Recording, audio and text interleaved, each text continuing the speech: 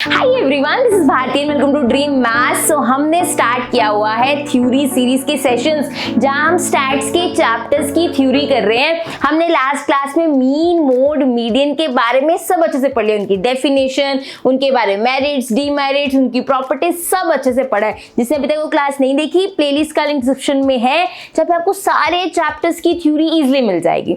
आज हम क्या करने वाले हैं, ज्योमेट्रिक मीन एंड हार्मोनिक के मीन के बारे में पढ़ेंगे कि इनकी डेफिनेशन क्या है, ये काम कैसे करते हैं, इनकी प्रॉपर्टीज क्या है, मेरिट्स, डीमेरिट्स, बहुत इजीली सारी चीजें कर रहे होंगे।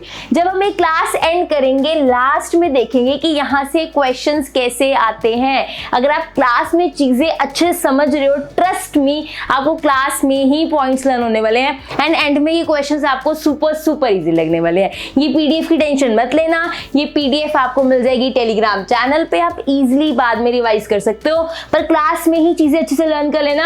बस पीडीएफ रिवाइज करने के लिए यही सब अच्छे से लर्न कर लेना। स्टार्ट करते हैं फटाफट से। सबसे पहले geometric mean and harmonic mean पढ़ना है। सबसे पहले देखते हैं ज्योमेट्रिक मीन ये होता क्या है। डेफिनेशन पढ़ेंगे, सब पढ़ेंगे, पहले फटाफट से समझ लेते हैं ज्योमेट्रिक मीन निकालते कैसे हैं। मान लो आपके पास 3 नंबर्स है 1 2 3, आपका इसको ज्योमेट्रिक मीन निकालना है। कैसे निकालोगे? सुपर इजी, आपने इनको मल्टीप्लाई करना है। कर दिया मल्टीप्लाई, ओहो कर दिया इनको मल्टीप्लाई।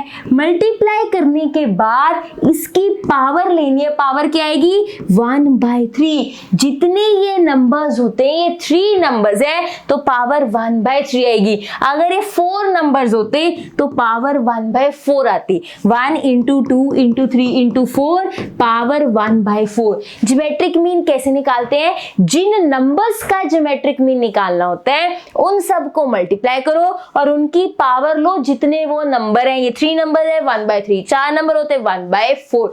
ऐसे ज्योमेट्रिक मीन निकालते हैं। सुपर इजी है ना। आगे देखो, ऐसे ही आपके पास मान लो x1 x2 xn, ऐसे ये n नंबर्स हैं, इनका आपको ज्योमेट्रिक मीन निकालना है। कैसे निकालोगे? Geometric mean is equals to x1 x2, इन सबको मल्टीप्लाई करेंगे xn तक। बिल्कुल, ये कितने नंबर्स हैं?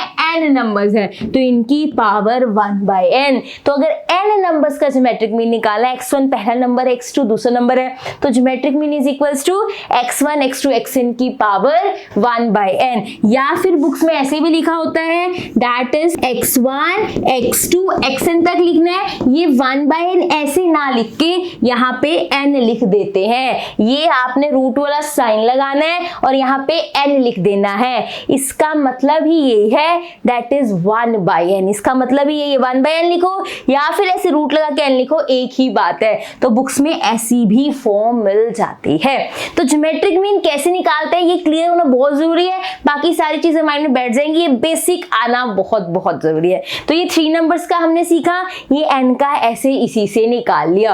अब देखते हैं लिखा क्या है। Geometric mean is a mathematical average. वो हमने लास्ट क्लास में ही देखा था कि जो एवरेज होता है, सेंट्रल टेंडेंसी होती है, उसके 5 टाइप्स होते हैं, mean, mode, median, geometric mean, harmonic mean. तो ये भी तो एक सेंट्रल टेंडेंसी का एवरेज की ही टाइप है। तो यही यहाँ पे लिखा हुआ है कि ज्योमेट्रिक मीन क्या है? एक मैथमेटिकल एवरेज है। मैंने कहा था एवरेज हो, सेंट्रल टेंडेंसी हो, एक ही बात है। तो ये उसी की टाइप है, एवरेज की, सेंट्रल टेंडेंसी की। तो यही पहली लाइन लिखी हुई है, the geometric mean is a mathematical average. ठीक है, the geometric mean is defined as. Geometric mean को कैसे डिफाइन करते हैं? ध्यान से, nth root of the product of all the n values of the variable, इसको बोलते हैं nth root। 1/n मतलब nth रूट।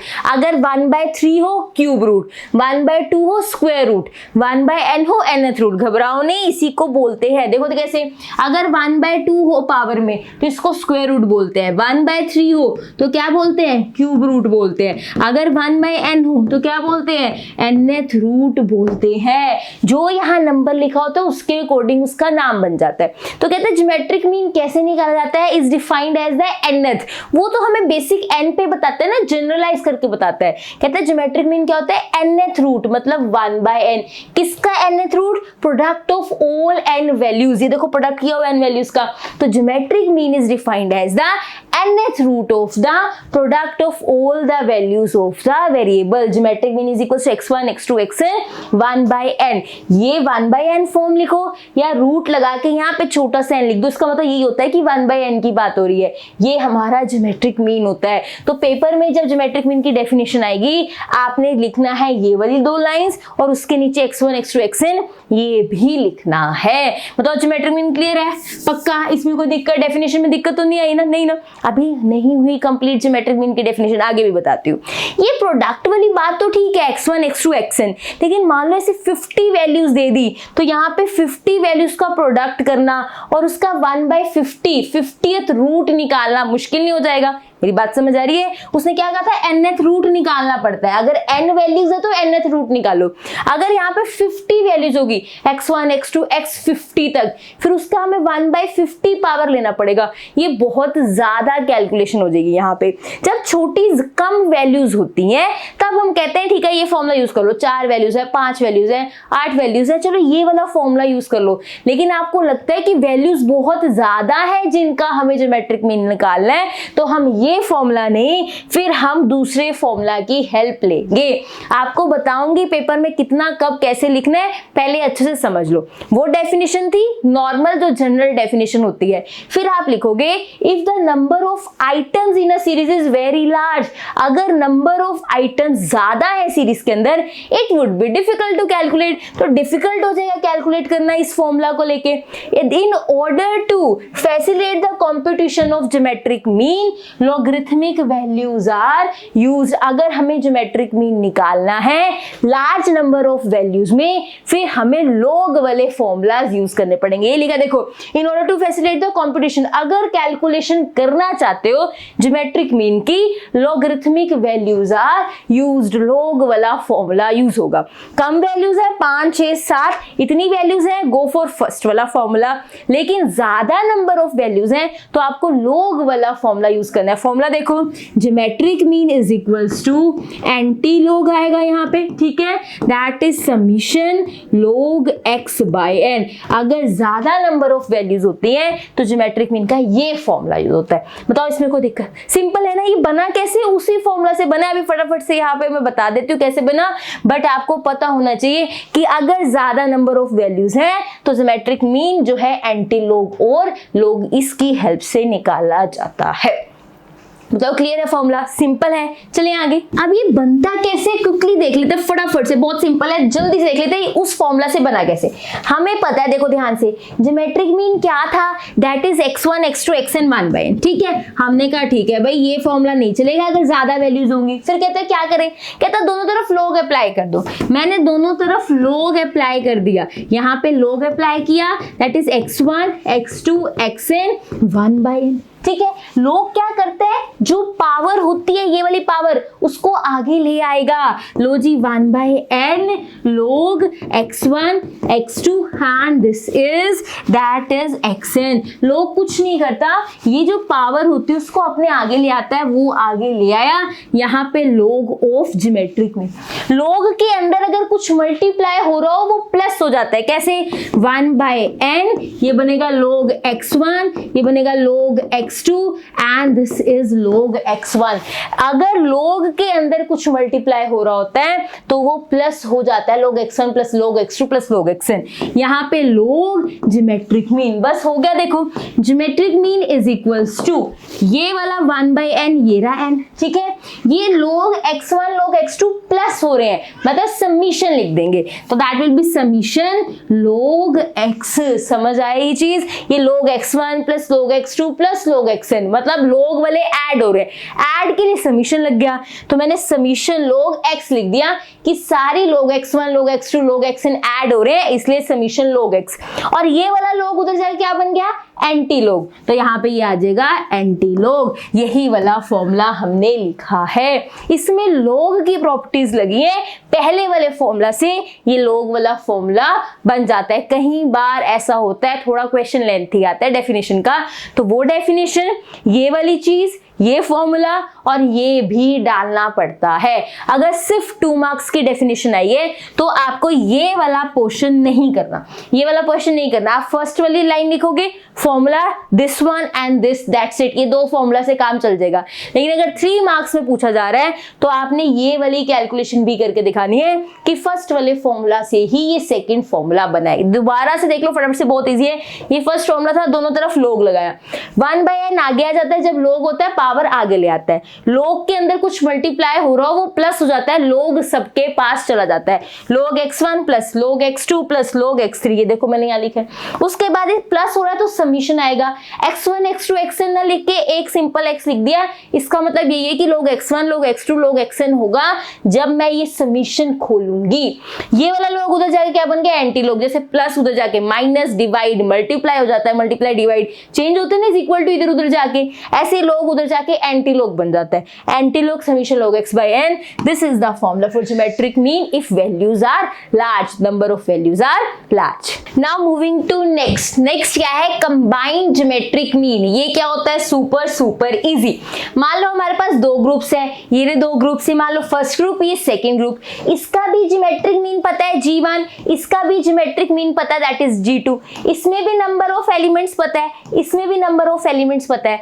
अगर आपके पास 2 ग्रुप्स है जिनकी ज्योमेट्रिक मीन और नंबर ऑफ एलिमेंट्स पता है, आप इनका कंबाइंड ज्योमेट्रिक मीन निकाल सकते हो। कैसे, देखो फॉर्मूला, कंबाइंड ज्योमेट्रिक मीन का फॉर्मूला होता है that is n1 log G1 plus n2 log G2 upon n1 plus n2। देखो यहाँ कोई फॉर्मूलाज नहीं लिखे हुए, मैं खुद फॉर्मूलाज लिखवा रही हूँ ताकि आपको सिर्फ फॉर्मूला देख के ऐसे ना लगे अरे लर्न करने पड़ेंगे, साथ साथ फॉर्मूला आपके सामने लिख रही हूँ कि मैंने कैसे माइंड में रखा हुआ है वो ध्यान रखो। अगर G1 G2 n1 n2 है तो आपने n1 लिखना है log G1, n2 लिखना है log G2 upon n1 plus n2। ये फॉर्मूला है कंबाइंड अरिथमेटिक मीन का। अपने पास नोटबुक रखो और सिर्फ फॉर्मूला मेरे साथ लिख लो, हर फॉर्मूला 2 से 3 बार लिख लो। ट्रस्ट मी, आपको अच्छे से हर एक फॉर्मूला आता होगा by the end of the class. Formula खुद लिखने हैं। तो अगर आपके पास 2 ग्रुप्स हैं जिनका अलग अलग ज्योमेट्रिक मीन दे रखा है G1 G2, जिसमें नंबर ऑफ एलिमेंट्स दे रखे हैं n1 n2, उनका कंबाइंड ज्योमेट्रिक मीन निकाल सकते हो बाय दिस फॉर्मूला। यही यहाँ लिखा हुआ है, if G1 and G2 are the geometric mean of the 2 groups having n1 and n2 items, then the GM of the combined group is given by this formula. अगर n1 n2 दोनों groups के अलग अलग number of items हैं, G1 G2 geometric mean है, तो आप combined geometric mean निकाल सकते हो। लिख लिया 2 से 3 बार पक्का। अभी तक अगर नोटबुक नहीं लाए तो प्लीज एक शीट ही ले आओ, उस पे पेन से लिखो, अभी क्लास में फॉर्मूलाज लर्न हो जाएंगे। Now moving to next most important that is specific use of geometric mean. यहां से क्वेश्चन आते हैं, हार्मोनिक मीन के यूजेस, ज्योमेट्रिक मीन के यूजेस की ये कहां यूज होते हैं वो हमें बताना है। पहला यूज क्या, देखो ध्यान से, geometric means is generally used to find the average percentage increase in population और नेशनल इनकम एक्सेट्रा। कहीं पर भी एवरेज परसेंटेज इंक्रीज, कहीं पे भी आपको 3 वर्ड मिल जाए, एवरेज परसेंटेज इंक्रीज, वो पॉपुलेशन के अंदर हो सकते हैं, नेशनल इनकम, कुछ भी, यहां पर ज्योमेट्रिक मीन का यूज होता है। कहां पे, एवरेज परसेंटेज इंक्रीज, पॉपुलेशन का, नेशनल इनकम एक्सेट्रा, कहीं पे भी कह रहा है find the average percentage increase in population, it means वहां पे आपको ज्योमेट्रिक मीन कैलकुलेट करना है। तो specific use of geometric mean में सबसे पहला पॉइंट यही है, एवरेज परसेंटेज इंक्रीज। नेक्स्ट चलते हैं, सेकंड पॉइंट क्या कह रहा है, geometric mean measures relative change, it find the special application in the index numbers. तो ज्योमेट्रिक मीन है ना, ये रिलेटिव चेंज अच्छे से मेजर करता है। रिलेटिव चेंज का मतलब एक के अकॉर्डिंग दूसरे में कितना चेंज आया, अगर ये चेंज हो रहा है इसमें कितना चेंज आया, तो ये रिलेटिव चेंज अच्छे से मेजर कर पाता है। तो इंडेक्स नंबर्स चैप्टर में भी इसका यूज है। तो यहाँ पे हमें उस चैप्टर के अकॉर्डिंग नहीं, उसमें कुछ नहीं हमें डिटेल में जाना, बस हमें पता होना चाहिए कि ज्योमेट्रिक मीन के पास सी वाली इक्वालिटी होती है, इसलिए इंडेक्स नंबर्स में भी इसकी एक अच्छी एप्लीकेशन है, वहां पे भी ये हमें काम आता है। नेक्स्ट देखो, this average is most suitable when large weights have to be given to small items and small weights to large items. इसका मतलब क्या है, वो कह रहा है ज्योमेट्रिक मीन वहां पे बहुत अच्छे से काम आता है जहाँ पे छोटी वैल्यू को भी ज्यादा इंपॉर्टेंस देनी है। देखो क्या लिखा है, when large weights have to be given to small items, वहां पे ज्योमेट्रिक मीन काफी काम आता है, जहाँ पे कोई छोटी वैल्यू भी हो ना उसको भी इंपॉर्टेंस देनी हो। ये क्या बात है अभी समझाती हूँ, बहुत ध्यान समझना, बहुत ईजी है। एक बार एग्जाम्पल समझ आ गया ये पॉइंट भी समझ आएगा। फॉर एग्जाम्पल दो कंपनीज की बात करते हैं, कंपनी ए कंपनी बी, इन्होंने सप्लाई देना शुरू किया first second and third company ने। एक बार 90% अच्छा सप्लाई आया, 80, एक बार 70 आया। बी कंपनी की बात करें, एक बार 90% अच्छा सामान आया, एक बार सिर्फ 10% अच्छा सामान आया, अगली बार 80 आया। ये दो कंपनीज है ए बी, इन्होंने 3 बार सप्लाई किया। फर्स्ट सप्लाई में दोनों का 90-90 अच्छा था, सेकंड सप्लाई में 80-10 अच्छा था, थर्ड सप्लाई में 70 और 80 अच्छा था। ठीक है, मैंने इनके अरिथमेटिक मीन निकाले। हाँ, गलती से नहीं बोल रही मैं, ज्योमेट्रिक मीन की नहीं अरिथमेटिक मीन की ही बात कर रही हूँ। मैंने इनके अरिथमेटिक मीन निकाले, इनके अरिथमेटिक मीन आया, आप कैलकुलेट करोगे, एक का 80 आएगा, एक का 60 आएगा। आप इनकी ज्योमेट्रिक मीन की बात करोगे तो एक 40 के अराउंड आएगा, एग्जैक्ट नहीं पता बट हाँ मैंने कैलकुलेट किया था, एक का 40 के अराउंड आएगा, एक का 80 के अराउंड आएगा। आप मेरी बात बहुत ध्यान से समझो, इस छोटी सी वैल्यू ये 10, ये बिल्कुल कम इन्होंने सप्लाई दिया, इतना बेकार सप्लाई, मतलब कहाँ वो 90 कहाँ 80 दे रहे थे, अभी सिर्फ 10 सप्लाई अच्छी दी उन्होंने। ठीक है, बहुत इसने इफेक्ट करेगा ना, ये अरिथमेटिक मीन में ज्यादा इफेक्ट नहीं किया इसने, कहा सिर्फ 20 का ही डिफरेंस डाला, लेकिन ज्योमेट्रिक मीन ने इसका ध्यान दिया, इस पर ध्यान दिया कि सिर्फ 10 सप्लाई की है, छोटी सी वैल्यू है, इस छोटी सी वैल्यू पे वेटेज डाली, इस छोटी सी वैल्यू को भी इंपॉर्टेंस दी कि हाँ सिर्फ 10 ही अच्छा गया। तो उन्होंने क्या किया, एक का ज्योमेट्रिक मीन 40 आ रहा है, एक का ज्योमेट्रिक मीन 80 आ रहा है, इसका कम आएगा ज्योमेट्रिक मीन, ये 80 आ रहा होगा, ये ऑलमोस्ट 40 आ रहा होगा क्योंकि इसमें कम है ना वैल्यू। ठीक है, इसमें डबल का डिफरेंस आ गया, ज्योमेट्रिक मीन ने इस 10 को वेटेज दी है। ये कैसे होगा कि इतना कम अच्छा सप्लाई आया, इतना सिर्फ 10 का ही सप्लाई आया,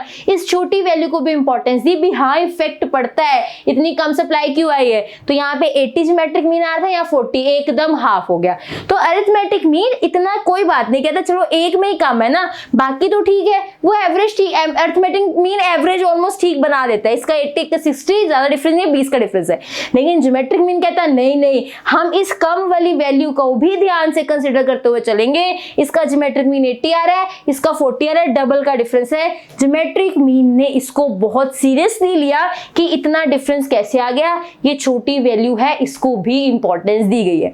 तो जो ज्योमेट्रिक मीन है वो लार्ज वेट्स देता है, किसको, स्मॉल आइटम्स को, एंड स्मॉल वेट देता है लार्ज आइटम्स को। ऐसा क्यों होता है, इसमें रूट है, nth रूट है, ऐसा होता है क्या, क्यों होता है वो भी बताती हूँ। मैंने ये तो कहा वेटेज कम ज्यादा देते हैं, क्यों देते हैं, ये इसके पास nth रूट होता है, nth रूट के अंदर कोई भी वैल्यू बड़ी चली जाए वो nth रूट उसको छोटा बना देता है, इसलिए ये स्मॉल वेट्स देता है लार्ज आइटम्स को। लेकिन जब कोई छोटी वैल्यू आती है मल्टीप्लाई के अंदर, वो सबको छोटा बना देती है, हम उसको इग्नोर नहीं कर पाते, इसलिए छोटी वैल्यू को भी लार्ज वेट देना पड़ता है। ये सिर्फ और सिर्फ ज्योमेट्रिक मीन के फॉर्मूला के कारण हो रहा है, इसमें nth रूट होता है जिससे हमें लार्ज वेट देना पड़ता है स्मॉल आइटम्स को, एंड स्मॉल वेट देना पड़ता है लार्ज आइटम्स को ड्यू टू दिस फॉर्मूला। मैंने एग्जांपल भी समझा दे क्यों ऐसा होता है। देखो, इसने इस 10 को कंसीडर किया, अरिथमेटिक मीन ने सिर्फ 20 का डिफरेंस डाला, ज्योमेट्रिक मीन ने डबल कर दिया, कहता है यहाँ 40 है तो यहाँ 80 है, यहाँ पे डबल का फर्क डाल दिया। ज्योमेट्रिक मीन ने इस बाकी ये नहीं देखा कि बाकी सब तो ठीक है, चलो एक को थोड़ा इग्नोर कर देते हैं, नहीं, इसने इसको कंसीडर किया, इसलिए दोनों के ज्योमेट्रिक मीन में डबल का डिफरेंस आया, इसमें बीच में डबल का डिफरेंस है, एक 80 है तो दूसरा 40 है। बताओ क्लियर हो गया सारी चीजें, तीनों पॉइंट्स क्लियर है। क्या पढ़ा हमने, स्पेसिफिक यूजेस, कि पहला ये एवरेज परसेंटेज इंक्रीज में काम आता है, इसका रिलेटिव चेंज मेजर अच्छा है तो इंडेक्स नंबर में काम आता है, ये ज्यादा वेट देता है स्मॉल आइटम्स को और स्मॉल वेट देता है लार्ज आइटम्स को। क्लियर है ये चीज, पक्का अच्छे से, ये तीनों क्या है, इसके स्पेसिफिक यूजेस है। आई होप आपको क्लियर है। Now moving to next, weighted geometric mean. ये हमें पता है कि जितना हमें डाटा दिया गया होता है वो सारा का सारा डाटा इंपॉर्टेंट नहीं होता, कुछ की इंपॉर्टेंस ज्यादा होती है, कुछ की कम होती है, तो उनकी उसके अकॉर्डिंग कितनी किसकी इंपॉर्टेंस है उनको वेट्स दिए जाते हैं। क्वेश्चन में अपने आप वेट्स दिए होते हैं। वेट्स के बाद जब उस डाटा का ज्योमेट्रिक मीन निकाला जाता है उसे वेटेड ज्योमेट्रिक मीन कहा जाता है। यहाँ मैंने डेफिनेशन नहीं लिखी, मैं नीचे लिख भी दूंगी, कोई दिक्कत नहीं है, यहाँ पे टाइप कर दूंगी, बट आपने सिंपल लैंग्वेज लैंग्वेज में ऐसे लिखना है, if all the variables are not of equal importance, they are of varying importance, then according to that उनको डिफरेंट वेटेज दी जाती है, जिसके बाद हम weightage that is weighted geometric mean निकालते हैं। फॉर्मूला देख लो, बहुत सिंपल है। आपको सिंपल का फॉर्मूला पता है ना, क्या होता है ज्योमेट्रिक मीन का? That is simple summation log x by n। आपको पता है सिंपल ज्योमेट्रिक मीन ऐसे निकाला जाता है, बाहर एंटी लॉग आता है, that is summation log x by n। तो वेटेड में क्या होगा? सिंपल सी चीज, यहाँ पे एंटी लॉग एज सच रहेगा, यहाँ पे हम समीशन लगाएंगे, क्योंकि अब वेटेड है w भी आएगा, तो w log x, इसमें n नहीं आता, n की जगह समीशन w आता है। अगर अभी तक आप नोटबुक पेन पेंसिल नहीं लेके आए, अब ले आओ, साथ साथ फॉर्मूला लिखो। वेटेड ज्योमेट्रिक मीन का क्या फॉर्मूला है? ये हमारा सिंपल ज्योमेट्रिक मीन का फॉर्मूला है। एंटी लॉग एज सच लिखो, मैं साथ साथ लर्न करना भी सिखा रही हूँ। समीशन log x नहीं, w वेट्स आएंगे तो समीशन w log x, जब भी वेट्स आते हैं n की जगह समीशन w आता है। This is the formula for the weighted geometric mean. बताओ क्लियर है अच्छे से? पक्का ये फॉर्मूला लिख लो 2 से 3 बार, नहीं भूलने वाले कभी। और जैसे मैंने लर्न कराया वैसे ही, पहले सिंपल वाला लिखो, फिर ये वाला फॉर्मूला लिखो, नहीं भूलोगे। इससे ये वाला फॉर्मूला निकालना आना चाहिए। नेक्स्ट देखो, नेक्स्ट क्या है? That is properties of geometric mean. Geometric mean तो है, लेकिन इसकी प्रॉपर्टीज क्या है वो बताओ। बहुत सिंपल है, अभी पढ़ते हैं प्रॉपर्टी। पहले एक चीज ध्यान से समझना, पहली प्रॉपर्टी फॉर्मूला से ही निकली हुई है। आपको पता है हमने फर्स्ट फॉर्मूला किया था, बिल्कुल किया था। क्या था वो formula? That is geometric mean is equals to x1 x2 xn that is 1/n। ये हमारा फर्स्ट फॉर्मूला था। ये 1/n है, इधर आके पावर क्या बन जाएगी? That is n। जैसे प्लस उधर जाके माइनस हो जाता है, मल्टीप्लाई डिवाइड, वैसे अगर किसी की पावर 1/n है, इधर आके वो पावर n बन जाती है। यहाँ क्या बनेगा? x1 x2 xn। इसमें कोई दिक्कत है बताओ? नहीं ना, सिंपल सी चीज है। ये पहला फॉर्मूला था, उससे ये फॉर्मूला बना, यही पहली प्रॉपर्टी है। पहले ये ध्यान से समझ लो, ये चीज समझ आती है ना, बस यही प्रॉपर्टी है। देखो क्या कह रहे हैं, कह रहे the product of n values of a series is equal to, ये देखो प्रोडक्ट है n values of a series, है ना, ये प्रोडक्ट है ना n values of the series. वही कह रहे हैं the product of n values of series equal to, किसके इक्वल है? nth power of the geometric mean. देखो ये nth पावर के इक्वल है ज्योमेट्रिक मीन के। ये सिंपल वाले फॉर्मूला से ही चीज बनी है। कहता है ये फॉर्मूला था, यही इसकी प्रॉपर्टी है कि इस फॉर्मूला से हम ये चीज निकाल सकते हैं। The product of the n terms of the series is equal to the nth power of the geometric mean. अगर 1/n होता है तो वो nth रूट होता है, ये सिर्फ n है, मतलब ये nth पावर है। फर्स्ट प्रॉपर्टी फर्स्ट वाले फॉर्मूला से ही निकली हुई है। बताओ इसमें कोई दिक्कत नहीं? आपको क्या करना है, ये लाइन लिखनी है, ये पूरी दोनों चीजें लिखनी है फर्स्ट प्रॉपर्टी के अंदर। सिर्फ लाइन नहीं, ये भी आपको दोनों चीजें लिख के दिखानी है। मैंने आज फॉर्मूलास के लिए स्पेस छोड़ा है ताकि वो चीजें मैं आपके सामने लिखूं, कैसे लर्न करनी है वो भी आपको बताती हूँ। चलो ये चीज इसी फॉर्मूला से है, पहले ये फॉर्मूला लिखो, उससे ये चीज बनाओ। क्लियर है? सेकंड पॉइंट पे आते हैं। सेकंड क्या कह रहे हैं? सेकंड प्रॉपर्टी भी देखते हैं। फर्स्ट क्लियर है ना, फर्स्ट वाले फॉर्मूला से फर्स्ट प्रॉपर्टी बनी, सेकंड वाले फॉर्मूला से सेकंड प्रॉपर्टी बनेगी। सेकंड फॉर्मूला क्या था? That is geometric mean is equals to anti log, अंदर आया था समीशन log x/n। इसको बुरा ना लगे, इससे भी एक प्रॉपर्टी बनाई है, उससे बनाई है तो इससे भी एक प्रॉपर्टी बनाएंगे। ये एंटी लॉग है, इधर आगे क्या बन जाएगा? log, that is log of geometric mean is equals to summation log x/n। log of geometric mean, ये वाला एंटी लॉग इधर आगे क्या बन गया? log। 1/n पावर इधर आगे क्या बन जाती है? n। एंटी लॉग इधर आगे log। log geometric mean summation log x/n। इससे क्या पता चला? मेरी बात बहुत ध्यान से समझना। अगर आपके पास सिंपल सा फॉर्मूला देखे, x बार क्या होता है? Summation x/n।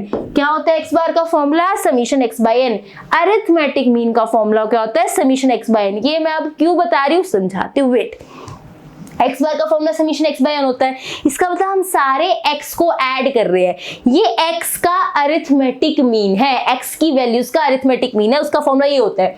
अगर मैं समीशन log x/n लिख दूं, मतलब ये log x का अरिथमेटिक मीन है, है ना, log x1, log x2, log x3।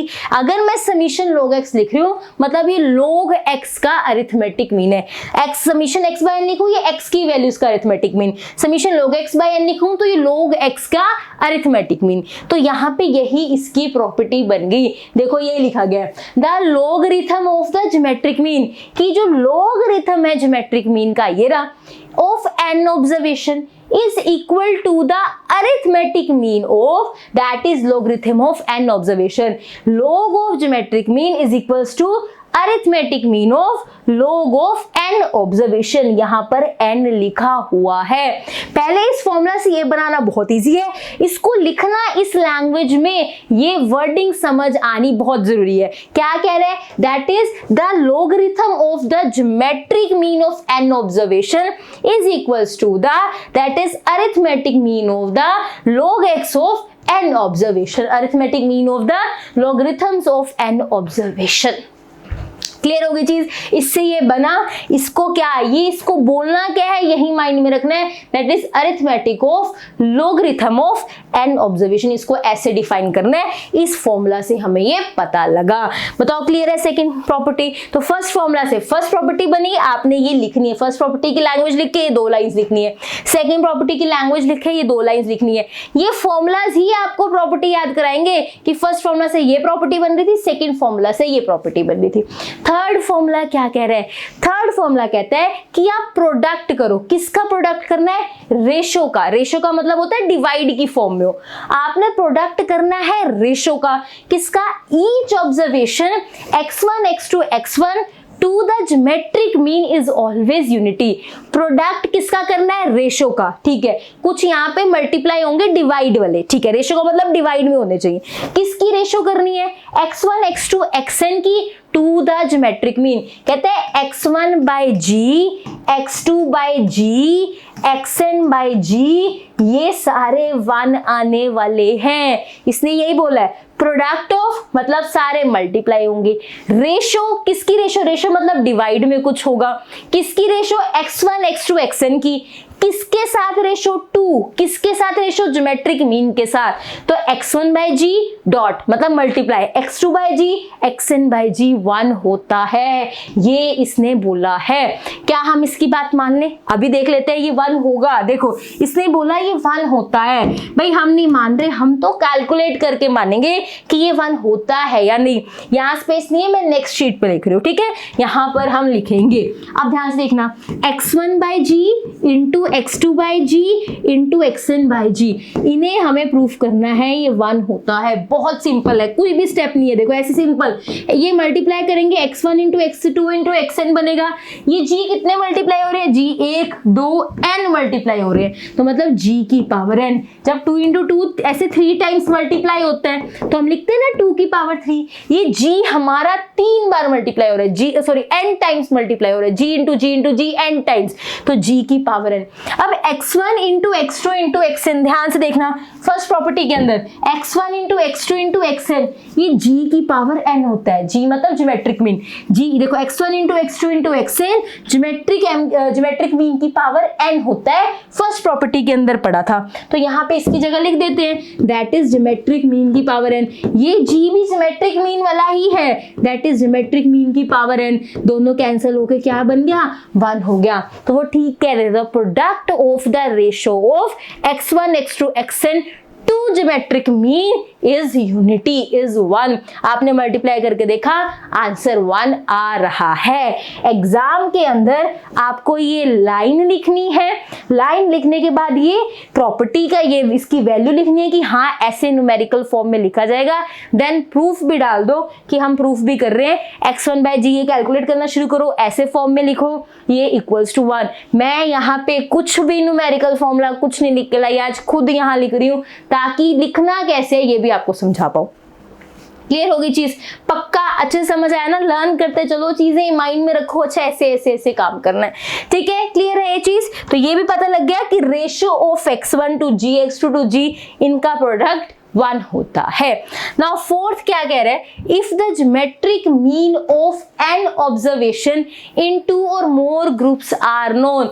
ये वही जो अभी हमने कंबाइंड ज्योमेट्रिक मीन में पढ़ा था, ये वही है। आपको याद हो हमने अरिथमेटिक मीन की प्रॉपर्टीज की थी, वहां पे भी हमने कंबाइंड अरिथमेटिक मीन का फॉर्मूला डाला था। तो जब भी हम प्रॉपर्टीज करते हैं, अरिथमेटिक मीन, ज्योमेट्रिक मीन, आगे हार्मोनिक मीन भी करेंगे, वहां पे कंबाइंड का फॉर्मूला एक प्रॉपर्टी होती ही होती है, ये याद रखना। तो ये लिखा है, if the geometric mean and the number of observation in 2 और मोर ग्रुप्स आर गिवन। हमारे पास कितने भी ग्रुप्स हो सकते हैं, अगर हमें उनके ज्योमेट्रिक मीन दिए हुए हैं, नंबर ऑफ आइटम्स दिए हुए हैं, तो हम कंबाइंड ज्योमेट्रिक मीन निकाल सकते हैं। क्या निकाल सकते हैं? Combined geometric mean. बहुत सिंपल है, कंबाइंड ज्योमेट्रिक मीन का फॉर्मूला होता है n1 that is log g1 plus n2 that is log g2 upon n1 plus n2। Super easy, super important. ये इसकी फोर्थ प्रॉपर्टी है। फर्स्ट प्रॉपर्टी फर्स्ट फॉर्मूला से, second property second formula से,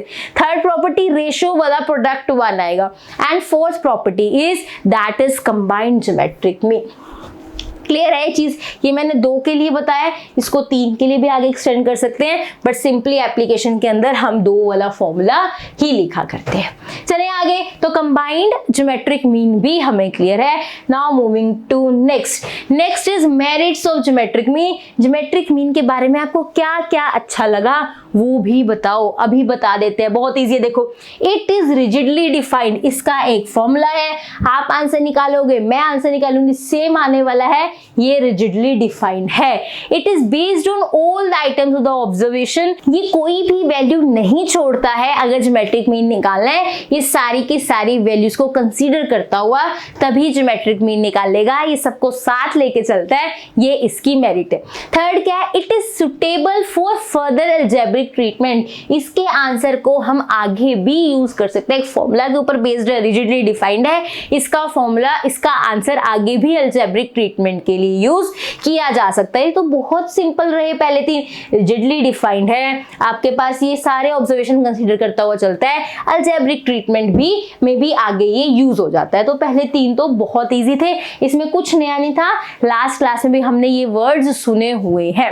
fourth point देखो, it gives less weight to the large items, हमने देख लिया ये 1/n, इसका फॉर्मूला ही ऐसा है, हमने डिस्कस किया है कि इसमें nth रूट की बात होती है, जहां पे ऐसे रूट्स की बात हो रही होती है तो वहां पे लेस वेट दिया जाता है लार्ज आइटम्स को, तो it gives less weight to the large item, ये इसकी मेरिट है। ऐसे नहीं कि ज्यादा है तो ज्यादा उसको वैल्यू देगा, less weight to the large items. Next देखो, it possesses the merits of sampling stability, इसमें क्या है, इसमें सैम्पलिंग स्टेबिलिटी बहुत है। मतलब अगर मैं अलग अलग जगह से डाटा उठाऊं, उनकी डाटा की वैरायटी में डिफरेंस है, मतलब एक्सट्रीम वैल्यूज है, जैसे मान लो एक में लैक्स में वैल्यू चल रही थी, एक में थाउजेंड्स में वैल्यू चल रही है, अगर ऐसा होता है वहां पे ये बहुत अच्छे से चीजें संभाल लेता है। It possesses the merits of sampling stability, अलग अलग जगह से सैंपल इकट्ठा किया जाता है, उसमें एक्सट्रीम वैल्यूज होती हैं, अलग अलग टाइप्स की वैल्यू होती है, वहां पे ज्योमेट्रिक मीन चीजें अच्छे से संभाल लेता है। यहाँ चीजें मल्टीप्लाई हो रही होती है, nth रूट होता है तो इसको ज्यादा फर्क नहीं पड़ता, ये सब अच्छे से मैनेज कर लेता है। ये जो भी इसमें प्रॉपर्टीज है ये इसके फॉर्मूला के कारण है। ये लार्ज वेट्स को स्मॉल वैल्यू को, सॉरी लार्ज आइटम्स को, आई एम रिपीटिंग, ये लार्ज आइटम्स को स्मॉल वेट देता है ड्यू टू इट्स फॉर्मूला। ये यहाँ पे सैम्पलिंग स्टेबिलिटी संभाल लेता है ड्यू टू इट्स फॉर्मूला। इसको एक्सट्रीम वैल्यू से ज्यादा डिफरेंट फर्क नहीं पड़ता, ये अलग अलग जगह से भी डाटा आया हो अलग अलग तरह का, ये सब इजीली संभाल लेता है, सब इजीली कंपेयर कर पाता है चीजें अच्छे से, आंसर भी अच्छे से आते हैं, स्टेबिलिटी है इसमें। तो यही लिखा है, क्या लिखा है, it possesses the merits of sampling stability. आगे चलते हैं, it is the best measure of ratios of change, ये बेस्ट मेजर करता है रेशियोज ऑफ चेंज को। ये क्या है मैं बताती हूँ। मान लो किसी ने कहा कि इसमें इस बार 10% का इंक्रीज है, कोई भी चीज हो सकती है, प्रॉफिट, डिस्काउंट, कुछ भी। एक में कह रहा है 20% का इंक्रीज है। तो इसको हैंडल करने के लिए, प्रॉपरली इसको समझाने के लिए, प्रॉपरली हैंडलिंग अच्छे से करने के लिए यहाँ पे ज्योमेट्रिक मीन काम आता है। अगर आप अरिथमेटिक मीन निकालोगे इतना डिफरेंस नहीं बताएगा, प्रॉपरली कैलकुलेट नहीं कर पाएगा, लेकिन आप इनका ज्योमेट्रिक मीन कैलकुलेट करते हो तो ये प्रॉपरली इस चीज को डिफाइन कर पाएगा। तो जहां पे भी रेशियोज ऑफ चेंज आता है, मतलब इस बार 10% का इंक्रीज हुआ, इसमें 20% का इंक्रीज हुआ, बताओ कैसे इसको करना है, कैसे आप ज्योमेट्रिक मीन से इसका चेंज बता सकते हो, कैसे ज्योमेट्रिक मीन से ये चीज डिफाइन कर सकते हो। तो ज्योमेट्रिक मीन ऐसी सिचुएशंस को बेस्ट हैंडल करता है as compare to arithmetic mean या और किसी चीज की बात करें तो it is the best measure of that is the ratios of change. Clear है चीज। नेक्स्ट देखो, it is the least affected by extreme items. मैंने बताया इसका फॉर्मूला ऐसा है कि ये सैंपलिंग स्टेबिलिटी भी अच्छे से संभालता है, इसको एक्सट्रीम वैल्यू से भी फर्क नहीं पड़ता है, यही लास्ट पॉइंट लिखा हुआ है। क्लियर है चीज। तो जब भी इसके सारे पॉइंट्स, पहले 3 पॉइंट्स तो हर जगह आपने पढ़े हुए, रिजिडली डिफाइंड है, सारी वैल्यूज को लेता हुआ चलता है, आगे अलजेब्रिक ट्रीटमेंट में काम आता है। अगले 3 पॉइंट्स भी इजी है कि स्टेबिलिटी, जो डाटा में स्टेबिलिटी, जो उसका स्टेबिलिटी है that is of the sample stability, ये अच्छे से संभाल पाता है। अलग अलग जगह से डाटा लाया हुआ अलग अलग तरह का इजीली ज्योमेट्रिक मीन उसको संभाल लेता है। नेक्स्ट ये क्या है, दैट इज हमने पढ़ा था कि best measure of the ratios of change, किसी का 10% वैल्यू बढ़ रहा है, 20% वैल्यू बढ़ रहा है, उस नए डाटा से ज्योमेट्रिक मीन निकालना हमें इजी रहता है। किसका 10% प्लस है, इसका 20% प्लस है, इतनी आइटम्स है, ज्योमेट्रिक मीन इजीली अच्छे से डिफाइन कर पाएगा as compare to arithmetic mean. वो उसको स्टेबिलिटी वाले आंसर दे पाएगा, चेंज को अच्छे से बता पाएगा, वो ज्योमेट्रिक मीन है, अरिथमेटिक मीन नहीं। तो ये बेस्ट मेजर करता है जब भी कोई चेंज आता है, जैसे मैंने कहा 10% का चेंज आया, 20% का चेंज आया। Next it is a less, अभी आपको पता है क्योंकि इसमें सैंपलिंग स्टेबिलिटी अच्छे से संभालता है तो एक्सट्रीम आइटम से, टर्म से इसको फर्क नहीं पड़ता है। This is the merits of geometric mean. Clear है चीज। नाउ नेक्स्ट अब करते हैं, पहले मेरिट्स की हैं, अब करेंगे डीमेरिट्स। अगर इसमें कुछ अच्छा ही है तो डीमेरिट्स भी होंगी। सबसे पहले क्या है, कहते हैं इसमें लॉग एंटी लॉग का यूज होता है तो कैलकुलेशन कई बार टफ हो जाती है। तो पहली इसकी डीमेरिट यही है कि लॉग एंटी लॉग का यूज करवाता है हमसे। It is difficult to calculate as one has to make use of logs and anti logs. Log anti log का नाम सुन के बच्चे भी कहते हैं टेबल देखना पड़ेगा, तो इसकी डीमेरिट है कि ज्योमेट्रिक मीन कैलकुलेट करने के लिए लॉग एंटी लॉग निकालने पड़ते हैं, टेबल्स देखने पड़ते हैं, वो डिफिकल्टी आती है। सेकंड क्या कह रहे हैं, geometric mean can not be calculated unless the all the values of the items are known. अगर एक भी वैल्यू मिसिंग हुई तो ज्योमेट्रिक मीन नहीं निकाल पाएंगे। हमने कहा था ज्योमेट्रिक मीन वही होता है जो सारी वैल्यूज को कंसीडर करता हुआ चलता है, तो ज्योमेट्रिक मीन नहीं निकाल सकते अगर हमें सारी वैल्यूज नहीं पता। ये भी इसकी क्या है, दैट इज एक डीमेरिट है। नाउ थर्ड क्या कह रही है, it may be a value to which does not exist in the series. Geometric mean वो एक वैल्यू है कि जरूरी नहीं है कि हम हमारे डाटा सेट से आए, जो हमें वैल्यूज दी गई है डाटा की, जरूरी नहीं है कि हमारा ज्योमेट्रिक मीन उसी में से आ रहा है। ज्योमेट्रिक मीन बाहर से भी हो सकता है, विद इन द सेट हो, विद इन द डाटा हो, जरूरी नहीं है। It may be a value, हो सकता है वो एक ऐसी वैल्यू हो to which does not, to नहीं आएगा, which does not exist in the series. हो सकता है ज्योमेट्रिक मीन एक ऐसा आंसर है जो हमारी सीरीज में है ही नहीं, ये भी इसकी एक डीमेरिट है। नेक्स्ट देखो, if value of one item is 0, क्योंकि इसमें मल्टीप्लाई हो रहा है, पावर होती है अंदर, आपका nth रूट होता है, क्यूब रूट होता है, ऊपर पावर होती है और यहाँ पे सब मल्टीप्लाई होता है। अगर एक भी वैल्यू 0 हुई तो आंसर को 0 बना देगी, ये भी इसकी एक डीमेरिट है। If value of any one of the item is 0 then the geometric mean will also become 0. Again, if one item has a negative value then the geometric mean becomes indeterminate. अगर कोई भी value, कोई भी item ऐसी है जिसकी value 0 है, वो ज्योमेट्रिक मीन 0 बना देगा, बाकियों की वैल्यू को कंसीडर ही नहीं करेगा। एक आंसर 0 क्योंकि इसके अंदर वैल्यूज मल्टीप्लाई होते हैं, x1 x2 x3 xn, एक भी 0 हुआ सबको 0 बना देगा, ये किसकी डीमेरिट है। दूसरी बात, ये नेगेटिव वैल्यूज के साथ डील नहीं कर सकता क्योंकि यहाँ पे nth रूट की बात है, जैसे स्क्वायर रूट हो गया, क्यूब रूट हो गया, जब भी ऐसे रूट होते हैं इनसे नेगेटिव हम नहीं निकाल सकते। तो यहाँ पे ये भी एक प्रॉब्लम है कि सीरीज के अंदर अगर नेगेटिव वैल्यूज हुई तो ज्योमेट्रिक मीन हम नहीं निकाल पाएंगे। क्यों? क्योंकि ये पावर नेगेटिव वैल्यू से डील करना नहीं सिखाता। इस पावर से हम बाहर नेगेटिव वैल्यू कैसे निकाले, हमें नहीं आता है अभी। क्लियर है ये चीज? तो इस पावर के कारण हमें प्रॉब्लम आती है चाहिए। वैसे कॉम्प्लेक्स नंबर्स, कॉम्प्लेक्स ये सब चीजें हमने पढ़ी हुई है आयोटा, बट वो हम यहाँ सारी चीजें डिस्कस नहीं कर रहे।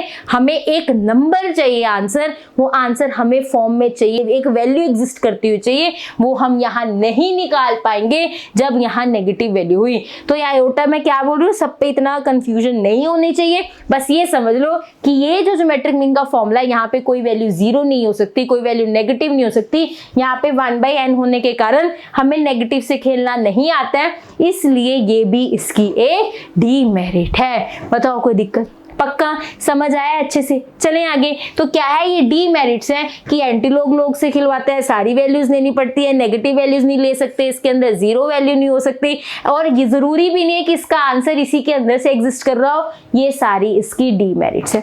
नेक्स्ट चलते हैं। नेक्स्ट हमारे पास है that is harmonic mean. Harmonic mean start करें उससे पहले एक चीज देख लेते हैं। यहाँ पे कंबाइंड ज्योमेट्रिक मीन के जो हमने फॉर्मूला लिखे हैं, यहाँ पे आगे एंटीलॉग भी आएगा। ये मिस हो गया, ध्यान से। ये फॉर्मूला बनेगा antilog of that is n1 log g1 plus n2 log g2 upon n1 plus n2। बाहर वाला एंटीलॉग नहीं भूलना है। बाकी फॉर्मूला ठीक है, एंटीलॉग नहीं लगाया था जब हमने कंबाइंड ज्योमेट्रिक मीन किया। दो जगह फॉर्मूला लिखे हैं हमने कंबाइंड का, और दोनों जगह हम एंटीलॉग लिखना भूल चुके हैं, तो ये करेक्शन है। ये भी हमने कंबाइंड का लिखा था, बाहर एंटीलॉग आएगा। तो इसी के साथ ज्योमेट्रिक मीन का पोर्शन कंप्लीट होता है। अब आगे चलते हैं। नेक्स्ट क्या कहता है, दैट इज हार्मोनिक मीन। बताओ ज्योमेट्रिक मीन क्लियर है? पक्का अच्छे से। नेक्स्ट चलें। नेक्स्ट क्या है, हार्मोनिक मीन। ये भी बहुत सिंपल है। अगर आप पहले टर्म सुन के उसको निकालना कैसे है वैल्यू को, ये अगर आपको आता है, आप सारा टॉपिक इजीली कर सकते हो। हार्मोनिक मीन कैसे निकलता है ध्यान से समझना। मान लो मेरे पास 3 वैल्यूज है 1 2 3, मुझे इसका हार्मोनिक मीन निकालना है। 2 स्टेप्स लगेंगे। कितने स्टेप्स लगेंगे? 2 स्टेप्स। निकालते कैसे ये समझ लो, बाकी सारा टॉपिक इजीली हो जाएगा। एक्स क्या है 1 2 3, मुझे हार्मोनिक मीन निकालना है। कैसे निकालूंगी? पहले स्टेप में इसका रेसिप्रोकल करो। रेसिप्रोकल मतलब 1/1 दैट इज 1/2 एंड 1/3। अगर हार्मोनिक मीन निकालना होता है, पहला स्टेप ये होता है रेसिप्रोकल किया जाए वैल्यूज का। सेकंड स्टेप में क्या करते हैं हम, ध्यान से देखना, रेसिप्रोकल ऑफ। किसका रेसिप्रोकल करना है? हम ये सारी वैल्यूज ऐड करने वाले हैं, दैट इज जो हमने रेसिप्रोकल करके निकालनी है, अपॉन नंबर ऑफ टर्म्स। मेरी बात बहुत ध्यान से समझो। जिनका हार्मोनिक मीन निकालना है, पहले उसका रेसिप्रोकल कर दो। 1/1 1/2 1/3। सेकेंड स्टेप में निकालते हैं हार्मोनिक मीन। कैसे निकलेगा? रेसिप्रोकल ऑफ किसका? जो ये वैल्यूज लिखी है 1/1 1/2 1/3 डिवाइड बाय 3। ये अरिथमेटिक मीन का फॉर्मूला यही होता है। जिनका अरिथमेटिक मीन निकालना होता है, सबको ऐड करो और जितने नंबर ऑफ आइटम्स है नीचे लिख दो। इसका आगे क्या लिखा है? रेसिप्रोकल। तो फाइनली क्या बनेगा? ये 3/1/1 प्लस 1/2 प्लस 1/3। ये हार्मोनिक मीन बनेगा। हाँ, आगे फर्दर कैलकुलेशन करनी है, पर इसकी कैलकुलेशन करनी है। क्लियर है? एलसीएम होगा ऊपर जाएगा, ठीक है, लेकिन क्या हमने किसे सॉल्व करना है? इसे सॉल्व करना है। मैं रिपीट कर रही हूं, मेरे पास 1 2 3 नंबर है, इनका हार्मोनिक मीन कैसे निकलेगा?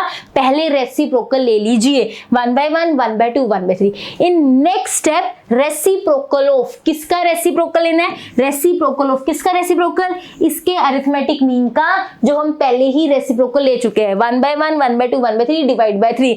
ऐसे करते आइटम्स को ऐड करते हैं, नीचे नंबर ऑफ आइटम्स आती हैं। ये हमारे पास बन गया। यहाँ रेसिप्रोकल लिखा था, तो ये नीचे वाला ऊपर, ऊपर वाला नीचे, 3/this बन गया। दिस इज द, जैसे यही वे है जिससे हम हार्मोनिक मीन निकालते हैं। ये हमने बात करी है 3 पे। अगर यही हम n पे बात करना चाहें, ये किस पे बात करी हमने? 3 पे। अब यही हम n पे बात करेंगे। अगर मेरे पास x1 x2 xn है, तो कैसे करेंगे हम? यहाँ पे इसे 1/x1 1/x2 1/xn लिखेंगे। पहला स्टेप यही होता है, डाटा को रेसिप्रोकल कीजिए। फिर सेकंड स्टेप में क्या लिखा जाता है? That is reciprocal. हम लिखते हैं रेसिप्रोकल ऑफ, दैट इज, इसको ऐड करते हैं 1/x1 1/x2 1/xn up to सोन करके नीचे n नंबर ऑफ आइटम्स। क्योंकि ये रेसिप्रोकल है, ये रेसिप्रोकल वर्ड हटाना है, तो n ऊपर आएगा और नीचे 1/x1 1/xn x2 और 1/xn आएगा। इसको शॉर्ट में लिखते हैं n upon summation that is 1/x। ये फॉर्मूला है हार्मोनिक मीन का। This is the formula for harmonic mean, n upon summation 1/x। दो स्टेप्स होते हैं, जो डाटा दिया गया है पहले उसका रेसिप्रोकल हो, सेकेंड स्टेप में रेसिप्रोकल ऑफ ये वाले डाटा का अरिथमेटिक मीन। ये रेसिप्रोकल वर्ड को हटाना है तो नीचे वाला ऊपर, ऊपर वाला नीचे आएगा। बस इसको मैंने समीशन में लिख दिया ताकि वो थोड़ा सा ऐसे लगे, मतलब फैली हुई चीज ना लगे, थोड़ा प्रिसाइज लगे। तो summation 1/x, n upon summation 1/x is the formula for harmonic mean. अब पढ़ते हैं हमने ये, अब देखो पहले पढ़ लेते हैं क्या लिखा है, फिर आगे देखते हैं कैसे हम एग्जाम में लिखेंगे। Harmonic mean is a mathematical average. हमें पता है एवरेज के 5 टाइप्स है, mean, mode, median, geometric mean, harmonic mean. ये हार्मोनिक मीन एवरेज का ही टाइप है, तो एक मैथमेटिकल एवरेज है। The harmonic mean of a series is defined as reciprocal of the arithmetic average of, ये क्या कह रहे हैं, रेसिप्रोकल लेना है। किसका रेसिप्रोकल लेना है, अरिथमेटिक एवरेज का। देखो यहाँ हमने अरिथमेटिक एवरेज ली ना, उसी का हम रेसिप्रोकल ले रहे हैं, रेसिप्रोकल ऑफ अरिथमेटिक एवरेज। ठीक है, एवरेज किसकी लेनी है, arithmetic average of the reciprocal of the value of its various items. हमने अरिथमेटिक एवरेज लिया, उसका रेसिप्रोकल करा, लेकिन अरिथमेटिक एवरेज लिया किसका, रेसिप्रोकल ऑफ द आइटम्स का। देखो x1 x2 xn था ना, इसका रेसिप्रोकल लिया तभी हमने उसका अरिथमेटिक लिया। मेरी बात समझ आ रही है, इसमें 2 बार रेसिप्रोकल होंगे। पहले आइटम्स का रेसिप्रोकल होगा, इसी रेसिप्रोकल वाले आइटम्स का अरिथमेटिक मीन दिया जाएगा, फिर इस अरिथमेटिक मीन का भी रेसिप्रोकल होगा। लिखने में कैसे आता है, that is harmonic mean is defined as the reciprocal of the arithmetic mean of the, किसका arithmetic, reciprocal of the arithmetic mean, किसका arithmetic mean, of reciprocal of the values of its various items. जब हम define करते हैं पहले items का reciprocal करते हैं, अरिथमेटिक मीन निकालते हैं, फिर उसका रेसिप्रोकल करते हैं। लेकिन जब लिखते हैं हम तो हम ऐसे ही लिखेंगे, the reciprocal of the arithmetic mean of the reciprocal of the values of the that is various items. आपने ये लैंग्वेज लिखनी है, ये आपने यहां से x1 x2 xn से लिखना है। This is the definition for, ये पूरा ये भी ये सारा ऐसे लिखना है। This is the definition of the harmonic mean. 2 bar reciprocal, पहले आइटम्स का, फिर आइटम्स के अरिथमेटिक मीन जो निकलेगा उसका भी रेसिप्रोकल। तो हार्मोनिक मीन का क्या फॉर्मूला बना, that is n upon summation 1/x। Super easy, clear है चीज, पक्का। रेसिप्रोकल, रेसिप्रोकल गेम से डरना नहीं है, सिंपल है, एक बार खुद पढ़ोगे और अच्छे से क्लैरिटी होगी। Now moving to next, harmonic mean की हमने डेफिनेशन देखी। Next is weighted harmonic mean. Same language, all the variable की जितने भी वैल्यूज है वेरिएबल, उनकी सेम इंपॉर्टेंस नहीं होती, उनकी वेरिंग इंपॉर्टेंस होती है, इसलिए हम उनको वेट्स दिए जाते हैं और उन वेट्स देने के बाद जब उस सीरीज का हम हार्मोनिक मीन निकालेंगे उसको वेटेड हार्मोनिक मीन कहते हैं। यही यहां लिखा हुआ है, if all the values of the variable are not of equal importance, उनकी इक्वल इंपॉर्टेंस नहीं है, that is are of varying importance, उनकी डिफरेंट इंपॉर्टेंस है, that is then we calculate weighted harmonic mean. Difference है importance में, अलग अलग importance है, उनको वेट्स दिए जाते हैं, हम वेट्स नहीं देते, क्वेश्चन में वेट दिए जाते हैं। अब इस सीरीज का जिनके वेट्स दिए हुए हैं तब हम उनका हार्मोनिक मीन निकालें, उनको वेटेड हार्मोनिक मीन कहते हैं। फॉर्मूला देख लेते हैं वेटेड का ध्यान से। सिंपल हार्मोनिक मीन का क्या होता है formula, that is n upon summation 1/x, right. अब हमें किसका लिखना है, वेटेड हार्मोनिक मीन का। तो n की जगह तो क्या आता है, समीशन w, हम वही चीज यहाँ लिखने वाले हैं। और यहाँ पे नीचे क्या लिखेंगे, दैट इज समीशन, जो भी समीशन होता है उसमें w मल्टीप्लाई हो जाता है। This is the formula for weighted harmonic mean. बहुत सुपर इजी सिंपल चीज है। जो आपका सिंपल फॉर्मूला होता है उससे आप वेटेड हार्मोनिक मीन बना सकते हो। कोई भी सिंपल फॉर्मूला है उससे आप वेटेड का फॉर्मूला बना सकते हो। n की जगह समीशन w, और जो ऑलरेडी समीशन है उसमें w डाल दो, w/x बन गया। This is the formula for weighted harmonic mean. बहुत सिंपल, बहुत इजी। वही बार बार चीजें आ रही हैं कि अगर डिफरेंट उसमें इंपॉर्टेंस अलग अलग होती है तो उनके वेट्स दिए गए होते हैं, वो क्वेश्चन में दिए होते हैं। वहां पे अगर उस सीरीज का हमें हार्मोनिक मीन निकालना हो उसे बोलते हैं weighted harmonic mean. And this is the formula. चलिए नेक्स्ट हमारे पास है that is specific use of harmonic mean. इसका स्पेसिफिक यूज क्या है? जैसे हमने ज्योमेट्रिक मीन के 3 यूजेस पढ़े थे, ऐसे ही हार्मोनिक मीन का पढ़ना है। ये एक ही लाइन है, ध्यान से देखो। Harmonic mean is of very specific use. इसका यूज है क्या है? देखो एक ही line, it is useful in finding averages involving speed, time, price and ratio. कहीं पर भी आपको एवरेज स्पीड निकालनी है, एवरेज टाइम, एवरेज प्राइस, जहां पे भी आपको ऐसी चीजें निकालनी होती हैं वहां पे इट मींस हार्मोनिक मीन निकालना है। क्वेश्चन में लिखा है फॉर एग्जांपल आपको कह रहे हैं 4 साइड्स हैं, ठीक है। प्लेन पहले यहां से यहां गया, इसकी कोई स्पीड रही, मान लो 1000 किलोमीटर पर आवर, ठीक है, कुछ भी, ठीक है। यहाँ पे एक स्पीड रही, यहाँ पे एक स्पीड रही, यहाँ पे इसको कवर करने के लिए एक स्पीड रही। जब ऐसे आपको डाटा दिया जाए कि इसको कवर करने के लिए ये स्पीड है, ये स्पीड है पर आवर, ये स्पीड है, फिर आपको कहीं एवरेज स्पीड निकालो, मतलब वहां पे आपको हार्मोनिक मीन निकालना है। तो जब भी एवरेज स्पीड की बात हो, एवरेज टाइम की बात हो, अगर वो कह रहे हैं find the average speed, find the average time, आपको हार्मोनिक मीन वहां पे निकालना होता है। यहाँ पे आपके पास 4 वैल्यूज होंगी, बताइए, एक स्पीड, यहाँ एक स्पीड, ये एक स्पीड, ये 4 स्पीड्स होंगी। इन 4 स्पीड्स को आपने ट्रीट करना है 4 वैल्यूज की तरह और आप वहां हार्मोनिक मीन निकालोगे। तो क्वेश्चन में डायरेक्टली नहीं लिखा हार्मोनिक मीन निकालो, क्वेश्चन में लिखा होगा आप एवरेज स्पीड निकालो, मतलब वहां पे आपको हार्मोनिक मीन ही निकालना है। तो इसका स्पेसिफिक यूज है कि कहीं पे भी एवरेज इन्वॉल्विंग स्पीड हो, टाइम हो, आपने हार्मोनिक मीन निकालना होता है। ये यूज है हार्मोनिक मीन का। चलिए नेक्स्ट क्या कह रहे हैं? That is properties of harmonic mean. Super easy, important, ध्यान से समझना। हमने ज्योमेट्रिक मीन की भी प्रॉपर्टीज की है, हम हार्मोनिक मीन की भी करेंगे। पढ़ते हैं हार्मोनिक मीन की। पहले एक बार इसका फॉर्मूला लिखते हैं। प्रॉपर्टीज फॉर्मूला से ही बनी होती है। क्या किया था फॉर्मूला?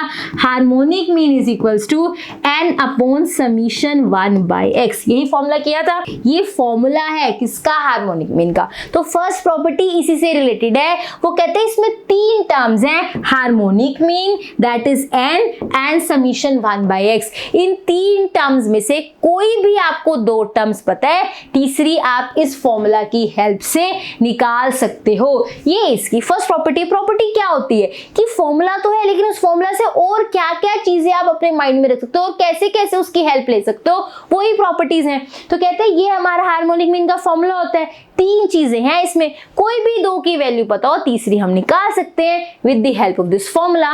यही इसकी फर्स्ट प्रॉपर्टी है। If any 2 of the 3 factors, harmonic mean, and और यहाँ पे मिसिंग है, लिख लेना, दैट इज समीशन 1/x।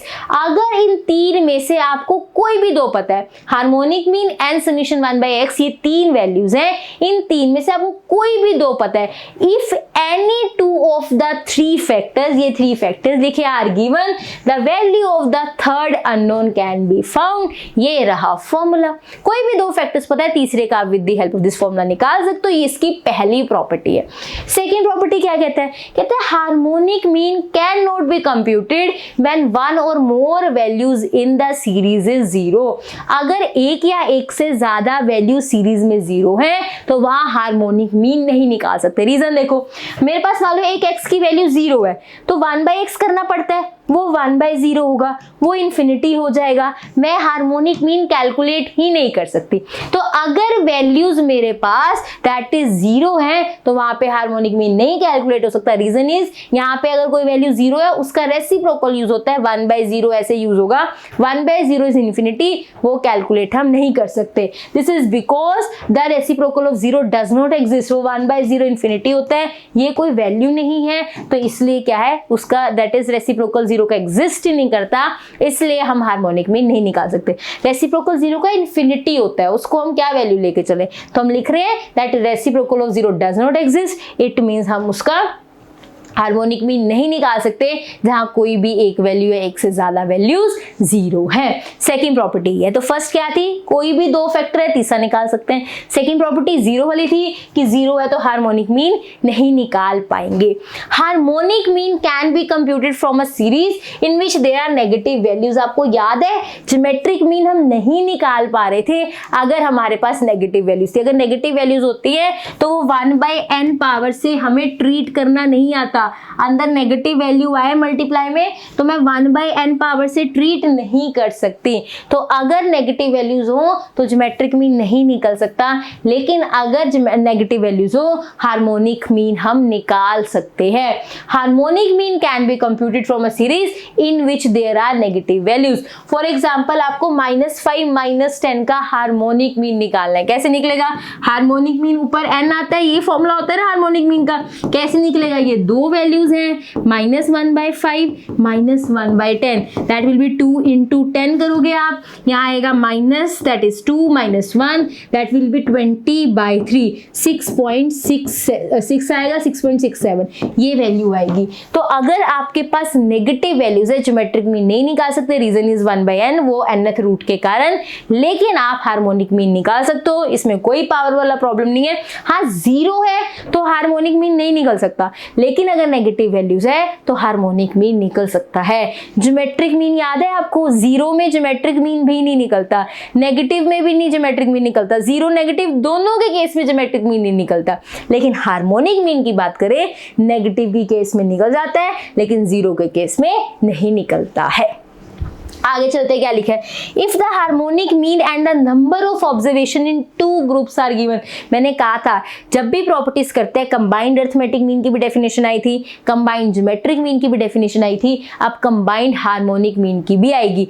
जब हम प्रॉपर्टीज कर रहे होते हैं वो कंबाइंड वाली चीज वहां जरूर आती है। If the harmonic mean and the number of observation in 2 groups are known, अगर हार्मोनिक मीन दिया हुआ है, नंबर ऑफ ऑब्जर्वेशन दी हुई है, तो हम कंबाइंड हार्मोनिक मीन निकाल सकते हैं। फॉर्मूला क्या है? देखो हमारे पास 2 ग्रुप है, एक में H1 है हार्मोनिक मीन, एक में H2 है, उसमें नंबर ऑफ आइटम्स N1 है, एक में नंबर ऑफ आइटम्स क्या है? N2।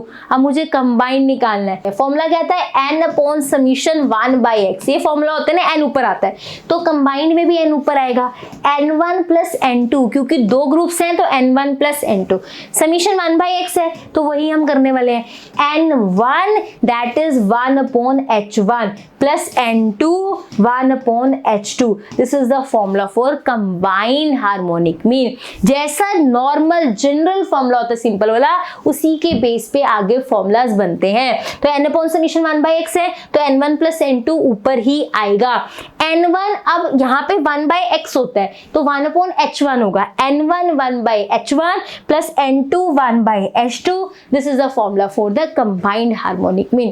क्लियर है चीजें? तो 4 प्रॉपर्टीज हैं इसकी, नहीं एक और प्रॉपर्टी है। 4 प्रॉपर्टीज हमने कर ली है। 5th प्रॉपर्टी देखो क्या कह रहे हैं? फॉर एनी 2 और more values which are equal और नॉट इक्वल वैल्यूज देयर।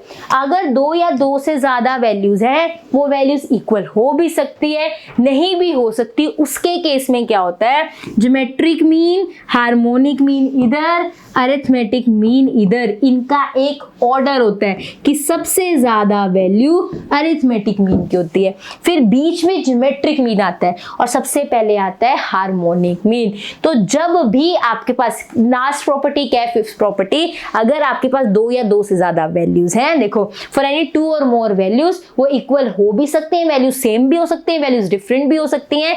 ये ऑर्डर फॉलो होता है, अरिथमेटिक मीन सबसे ज्यादा, फिर ज्योमेट्रिक मीन और फिर हार्मोनिक मीन। अगर वैल्यूज इक्वल है तो हम मान लेंगे इनके आंसर भी इक्वल आ रहे हैं। लेस देन इक्वल टू का मतलब क्या है? ज्योमेट्रिक मीन या तो अरिथमेटिक मीन से छोटा होगा या फिर इक्वल होगा, बड़ा नहीं हो सकता। लेस होगा या फिर इक्वल, लेस देन और इक्वल्स टू। यहाँ पे हार्मोनिक मीन ज्योमेट्रिक मीन से या तो छोटा होगा या इक्वल होगा। इक्वल कब होता है? जब ये सारी वैल्यूज इक्वल होगी। उसने कहा है ना वैल्यूज इक्वल भी हो सकते हैं, डिफरेंट भी हो सकते हैं। अगर वैल्यूज इक्वल हुई तो ये इक्वल वाले साइन ले लेंगे, अगर वैल्यूज डिफरेंट हुई तो ऊपर वाले साइन ले लेंगे। हमेशा हार्मोनिक मीन सबसे छोटा होता है, फिर हमारे पास ज्योमेट्रिक मीन, फिर अरिथमेटिक मीन। अगर सारी वैल्यूज इक्वल हुई तो ये इक्वल वाले साइन हम कंसीडर कर लेंगे। क्लियर है चीज? इसका मतलब ये होता है या फिर ये या फिर ये। तो सारी वैल्यूज इक्वल हुई तो हम कहेंगे इक्वल है, अगर इक्वल नहीं हुई तो हम कहेंगे ज्योमेट्रिक मीन लेस है। तो अलग अलग लाइन में ना लिख के कि इक्वल और लेस, हमने एक साथ लिख दिया, दैट इज दिस वे में। क्लियर है चीज? आपने भी ऐसा ही लिखना है। क्लियर होगी चीज, समझ आई। तो हमने 5 प्रॉपर्टीज की हैं, पहले की अगर उसके फॉर्मूला में से कि अगर 2 वैल्यूज मिसिंग है, तीसरी हम निकाल सकते हैं using this formula. Oh sorry, हमने फर्स्ट प्रॉपर्टी यहाँ की है, ठीक है। सेकेंड हमने क्या कहा कि कोई भी वैल्यू 0 हो तो वहां पे प्रॉब्लम आती है, इन्फिनिटी बन जाता है, कैलकुलेट करना मुश्किल हो जाता है। थर्ड में हमने क्या कहा कि नेगेटिव वैल्यूज का भी हम हार्मोनिक मीन निकाल सकते हैं। फोर्थ में कंबाइंड हार्मोनिक मीन की बात करी, और फिफ्थ में ऑर्डर बताया कि अर्थमेटिक मीन सबसे ज्यादा वैल्यू रखता है, ज्योमेट्रिक मीन तब, और लास्ट में हार्मोनिक मीन। अगर वैल्यूज इक्वल होती हैं तो इनके आंसर इक्वल भी हो सकते हैं, पर ऐसा कभी नहीं होगा कि हार्मोनिक मीन की वैल्यू ज्योमेट्रिक या अर्थमेटिक से बड़ी आ जाए, या तो छोटी होगी या इक्वल होगी, लेकिन बड़ी नहीं हो सकती। ये ऑर्डर माइंड में रखना है। This is all about properties of that is harmonic mean. Class में ही चीजें लर्न हो जाएंगी, मैं एक बार समझा के रिवाइज भी करवा रही हूँ, दिक्कत नहीं आनी चाहिए। नेक्स्ट इज मेरिट्स, कुछ तो इसमें खासियत है, देखते हैं। इट इज रिजिडली डिफाइंड, इसके आंसर रिजिडली मतलब प्रॉपर, जो आपका आंसर रहेगा वो मेरा आंसर रहेगा, कोई दिक्कत नहीं आने वाली। It is based on all the observations in the given data, सारे जितनी भी ऑब्जर्वेशन है सबको कंसीडर करता हुआ ये चलेगा।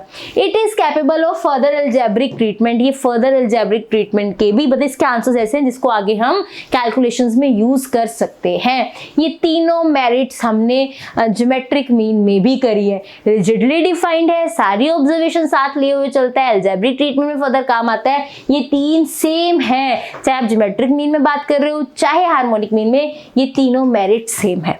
नेक्स्ट देखो क्या है, in problems relating to time and rates it gives better results than other averages. हर एक एवरेज, चाहे वो ज्योमेट्रिक मीन है हार्मोनिक मीन है, हर एक किसी ना किसी चीज में स्पेशलाइजेशन है कि ये चीज तो ये अच्छे से हैंडल करता है, सबसे अच्छा आंसर देता है। तो कहीं पर जब भी टाइम एंड रेट्स की बात आ रही हो, टाइम से रिलेटेड रेट्स की बात आ रही हो, तो वहां पे हार्मोनिक मीन सबसे बेटर काम करता है। जैसे एवरेज स्पीड निकालनी हो, एवरेज टाइम, यहां पर भी हार्मोनिक मीन अच्छा काम कर रहा था, हमने इसके यूज में देखा है। तो ये बेटर परफॉर्म करता है जहां पे भी टाइम एंड रेट से रिलेटेड काम आता है। क्लियर है चीज, चले आगे। नेक्स्ट देखो, नेक्स्ट इज डीमेरिट्स, कुछ कमियां भी होंगी। पहली तो इसमें डीमेरिट ये है कि इसमें रेसिप्रोकल गेम खेलना पड़ता है, तो कई बार कंफ्यूजन हो जाती है क्या चल रहा है। ठीक है, सीधा फॉर्मूला याद है n/(1/x), ठीक है, बट एक बार रेसिप्रोकल तो करना पड़ता है, तो it is difficult to understand and calculate. तो कई बार इसके रेसिप्रोकल के कारण ऐसे लगता है समझ ही नहीं आ रहा कि कैलकुलेट कैसे करना है, कैसे चीजें करें। क्वेश्चन की स्टेटमेंट देके भी कई बार दिक्कत हो जाती है, अच्छा इसमें हार्मोनिक मीन ही लगना है। कई बार डायरेक्ट पता लग जाता है, अच्छा स्पीड का क्वेश्चन है ठीक है, लेकिन कई बार नहीं भी पता लगता, फॉर्मूला भी थोड़ा ऐसे है, तो it is difficult to understand and calculate. Next is it gives more weight to small items, this is not a desirable feature. ये छोटी वैल्यूज को ज्यादा वेट देता है, more weight to the small items, और ये चीज रिक्वायर्ड भी नहीं है। अब ऐसा क्यों करता है, छोटी वैल्यूज को ज्यादा वेट क्यों देता है? क्योंकि इसका फॉर्मूला ही ऐसा है, फॉर्मूला में रेसिप्रोकल यूज होता है, n/(1/x). जो रेसिप्रोकल होता है उससे क्या होता है, जो छोटी वैल्यू है उनको ज्यादा वेटेज मिल जाता है। वो कैसे, ध्यान समझो। मैंने लिया 2, 3, 4, ठीक है, यहाँ पे 4 सबसे ज्यादा है ना, 2 सबसे छोटी वैल्यू है। लेकिन अगर मैं रेसिप्रोकल ले लूं, इसका रेसिप्रोकल ले लिया ना, तो 1/2 सबसे ज्यादा वैल्यू। अब कैलकुलेट करें, 1/2 इज 0.5, 1/4 इज 0.25, तो 0.5 बड़ा है ना 0.25 से, तो जब रेसिप्रोकल करते हैं छोटी वाली वैल्यू सबसे बड़ी बन जाती है। इसी कारण हार्मोनिक मीन में जो हमारे पास कम वैल्यूज है उनको ज्यादा वेटेज मिल जाते हैं, more weightage to the small item. ये स्मॉल आइटम थी लेकिन इसको वेटेज मिलेगी क्योंकि इसमें रेसिप्रोकल वाला प्रोसीजर है। तो हार्मोनिक मीन के अंदर स्मॉल आइटम्स को ज्यादा वेटेज मिल जाती है, और ये डिजायरेबल भी नहीं है, रिक्वायर्ड भी नहीं है हमें, तो ये एक इसकी डीमेरिट है। नेक्स्ट देखो, its value can not be computed when there are both positive and negative items in a series. इसकी वैल्यूज नहीं निकाल सकते जब जो हमारे पास डाटा है उसमें पॉजिटिव वैल्यू भी है, नेगेटिव वैल्यूज भी है। अगर ऐसे दिया हुआ है तो हम हार्मोनिक मीन कैलकुलेट नहीं कर सकते। सारी पॉजिटिव है, हार्मोनिक मीन निकाल सकते हैं, सारी नेगेटिव है, हार्मोनिक मीन निकाल सकते हैं, लेकिन कुछ पॉजिटिव है कुछ नेगेटिव है, वहां पे हार्मोनिक मीन नहीं निकल सकता, वहां पे हार्मोनिक मीन नहीं निकाल सकते। फॉर एग्जांपल 1 भी है, -1 भी है, इसका रेसिप्रोकल 1 का रेसिप्रोकल 1 ही रहता है, -1 का रेसिप्रोकल -1 ही रहेगा, 1 को कोई फर्क नहीं पड़ता रेसिप्रोकल से, है ना। जैसे अगर 2 है, इसका रेसिप्रोकल क्या होगा 1/2, 3 है, इसका रेसिप्रोकल क्या होगा 1/3, इसका रेसिप्रोकल 1 1/1 नहीं लिखते, ये एज इट इज रहते हैं। अब हम क्या करते हैं, रेसिप्रोकल्स को ऐड करते हैं, तो ये तो कैंसिल ही हो जाएंगे। रेसिप्रोकल्स को ऐड करते हैं ना, फॉर्मूला में क्या करते थे, रेसिप्रोकल्स को ऐड करते हैं, अरिथमेटिक मीन निकालते हैं, तो वो क्या होता है, वो सारे क्या होते हैं, ऐड होते हैं रेसिप्रोकल। तो 1 - 1 तो 0 हो जाएगा, कुछ टर्म्स आपस में कटनी भी शुरू हो जाएंगी। तो अगर हार्मोनिक मीन निकालने के लिए कुछ सीरीज पॉजिटिव है, कुछ सीरीज नेगेटिव है, हार्मोनिक मीन नहीं निकाल सकते। सारी पॉजिटिव होनी चाहिए या सारी नेगेटिव होनी चाहिए, तब हम हार्मोनिक मीन निकाल सकते हैं। क्लियर है ये चीज, समझ आई ये बात। आगे क्या लिखा है, और व्हेन 1 और मोर आइटम्स इज 0, अगर 0 आता है वैसे हार्मोनिक मीन नहीं निकाल सकते, क्योंकि 1/0 इंफिनिटी होता है, वो हार्मोनिक मीन वहां पे नहीं निकल सकता। तो ये सारे इसके डीमेरिट्स हैं कि यहाँ पे अंडरस्टैंड करना, कैलकुलेट करना मुश्किल है भाई, हाँ बिल्कुल मुश्किल है। फिर उसके बाद इसने कहा कि ये ना क्या करता है, ज्यादा वेटेज देता है स्मॉल आइटम्स को, वो डिजायरेबल भी नहीं है। अगर कुछ पॉजिटिव कुछ नेगेटिव वैल्यूज है, वहां पे भी हार्मोनिक मीन नहीं निकल सकता, अगर 0 है वहां पे भी हार्मोनिक मीन नहीं निकल सकता। ये सारी इसकी डीमेरिट्स हैं, सुपर सुपर इजी। नेक्स्ट देखते हैं डीमेरिट्स के बाद, next is relation between arithmetic mean, geometric mean, harmonic mean. इनके बीच में क्या रिलेशन है, सुपर इजी और मोस्ट इंपॉर्टेंट, ये एग्जाम में आता है कि इनके बीच में क्या रिलेशन है। फॉर एनी टू पहला रिलेशन देखो, for any two positive numbers, अगर हमारे पास दो पॉजिटिव नंबर्स है a and b, geometric mean is equals to that is under root of arithmetic mean into harmonic mean. जो हमारे पास ये तीनों में रिलेशन क्या है, कहता है कोई भी दो पॉजिटिव नंबर उठाओ, मैंने ए बी उठाए, वहां पे geometric mean under root of am into HM के इक्वल होगा। ये सिर्फ दो नंबर्स में होल्ड होता है, इससे ज्यादा नहीं। अब देखो मान लो मैं दो की बात करूं, ए बी प्रूफ कर देते हैं। पहले हम राइट हैंड साइड कैलकुलेट कर लेते हैं, ठीक है। पहले हम क्या कैलकुलेट करेंगे, right hand side, am into that is HM। am देखो ध्यान से, दो नंबर है a एंड b, इसका अरिथमेटिक मीन निकालना है, तो वो a प्लस बी बाई 2 होगा। दो नंबर्स है, उनका अरिथमेटिक मीन क्या होगा, a plus b by 2। Harmonic mean क्या होगा, 2ab upon a plus B. रुको ये कहां से आ गया मैम, बताती हूँ। हमें क्या प्रूफ करना है, हमें क्या निकालना है, रिलेशन बताना है, arithmetic mean, geometric and harmonic में क्या रिलेशन है, ठीक है। मैंने कहा कोई भी दो नंबर उठाओ, उनके लिए ये रिलेशन होता है कि geometric mean is equals to under root of arithmetic mean into harmonic mean, ठीक है। मैंने दो नंबर ए बी उठाए, arithmetic mean a plus b by 2, ये मैंने हार्मोनिक मीन ये लिख दिया। ये कैसे निकला मैं बता देती हूँ, आपको पता है क्या होता है formula, n upon summation 1/x। n यहाँ पे कितने हैं, दो ही नंबर ले रहे हैं, 1 upon a plus 1 upon b। LCM ले लो, दैट इज यहाँ पे लेंगे ये b plus a upon a b, मैंने ऐड कर दिया। ये मैंने एलसीएम ले दिया, ए बी था, इसके पास बी नहीं ऊपर ए दे दिया, इसके पास बी है ए नहीं ऊपर ए दे दिया। जब भी हम एलसीएम लेते हैं, जो जिसके पास नहीं होता दे दो। ये मैंने एलसीएम ले लिया ए बी, अब मुझे प्लस करना है इनको, तो ऊपर देखो जो नहीं है दे दो। ए बी था, ए बी है, यहाँ पे ए है, बी मिसिंग है, तो मैंने ऊपर बी लिख दिया। नीचे वाला कहाँ जाएगा, ऊपर, तो that will be 2ab। B plus A लिखो, ए प्लस बी फर्क नहीं पड़ता, प्लस में कोई बात नहीं। तो हार्मोनिक मीन इसी फॉर्मूला से क्या बना दो नंबर का, that is 2ab upon a plus b. समझ आ गया, देख लो एक बार, अच्छे से समझ आया, पक्का। चले ये भी आपने लिख के देखना है। अब आगे चलते हैं, देखो अब ये a प्लस बी से a प्लस बी कैंसिल, 2 से 2 कैंसिल, दैट इज ये क्या बन गया, root A B. Right hand side मेरी क्या बन गई, 2ab। अब रूट ए बी, लेफ्ट हैंड साइड चलते हैं। लेफ्ट हैंड साइड क्या है, ज्योमेट्रिक मीन। ज्योमेट्रिक मीन क्या होता है कि सबको मल्टीप्लाई करो और उसकी पावर जितनी नंबर ऑफ टर्म्स है 1 में वो लिख दो। दो नंबर्स है तो 1/2, 3 नंबर होते 1/3, 1/2 का मतलब रूट ही होता है। लेफ्ट हैंड साइड भी root A B, right hand side भी रूट ए बी, हैंस प्रूव। तो ये हमारा प्रूव हो गया। तो कोई भी दो नंबर्स है, for any two positive numbers, कोई भी दो पॉजिटिव नंबर्स है ए बी, पहला रिलेशन बता रही हूँ उनके बीच में, that is gm is equal to under root am into HM। आपने left hand side right hand side दोनों देखो रूट ए बी आ रहा है, हैंस प्रूव। ये इसका फर्स्ट रिलेशन।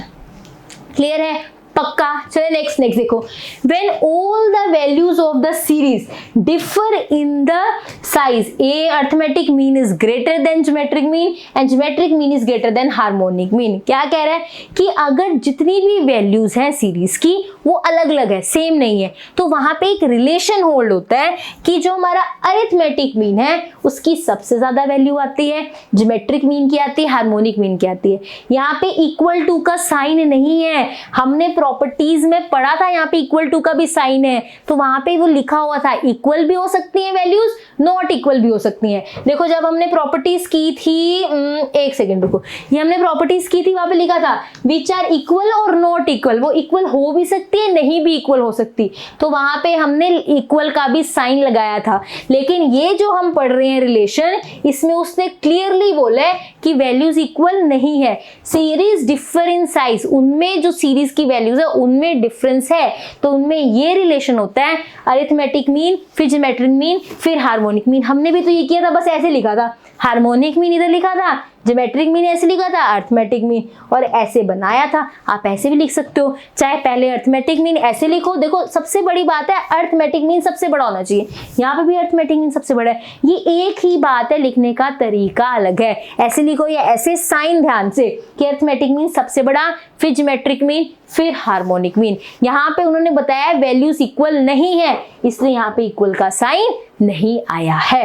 तो ये क्लियर है पक्का। तो इसकी सेकंड रिलेशन क्या है कि अगर वैल्यूज डिफरेंट है तो सबसे ज्यादा वैल्यू अर्थमेटिक की होगी, फिर ज्योमेट्रिक की, लास्ट में हार्मोनिक की सबसे कम सबसे छोटी वैल्यू हार्मोनिक मीन की होती है।